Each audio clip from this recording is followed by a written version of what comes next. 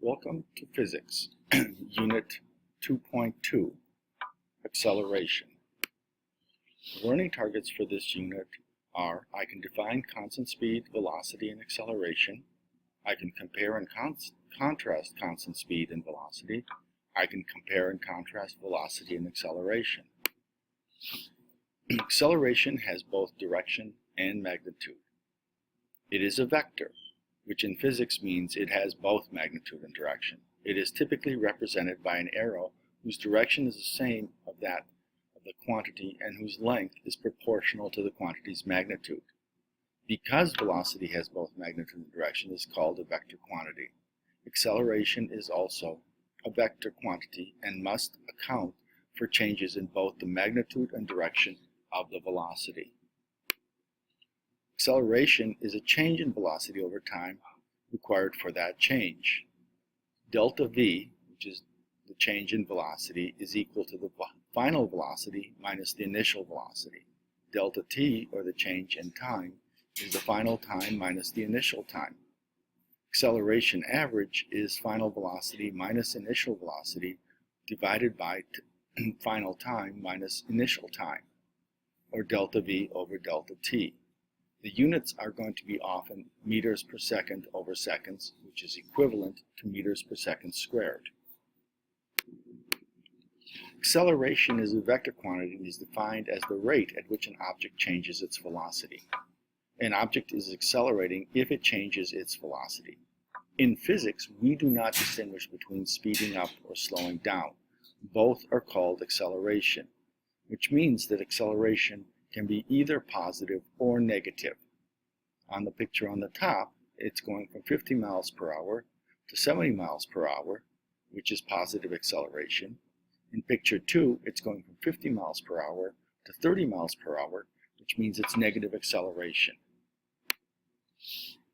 I want to remind you, acceleration is a change in the speed, but it also can be a change in the direction of the motion.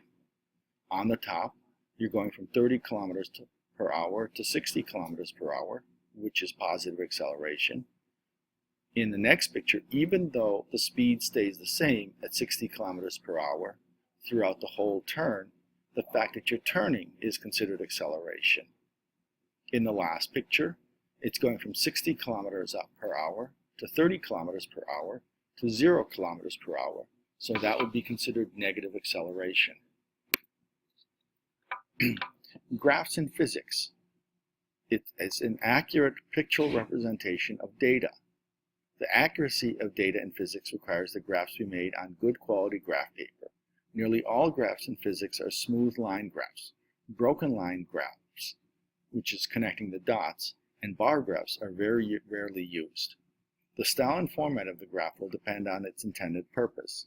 You can see a linear, quadratic, exponential, inverse power, a power graph, and a power graph again at the last part. The dependent variable goes on the y-axis and the independent variable goes on the x-axis.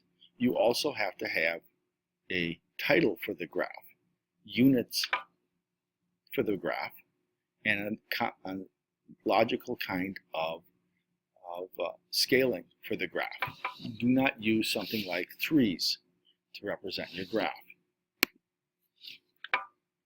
The slope of a line graph is the rise over the run. That's the change in y over the change in x. Ratio tells you the two qualities are related mathematically. Calculating the slope of lines is always easy. Once you know the slope, then the equation of the line is easily determined. Slope-intercept for any form of any line is the b, so y is equal to mx plus b. M is the slope, b is the y-intercept. Of course, in physics, we don't use x and y. You use F and m for force and mass, or distance and time, or force and x, etc. When a train leaves a station, the velocity is increasing to a, so you can see it sloping upwards at a curved pace. Then it reaches a constant velocity at b, so it's a flat line. When it approaches the station, the velocity decreases at a constant rate, So you can see it's sloping down.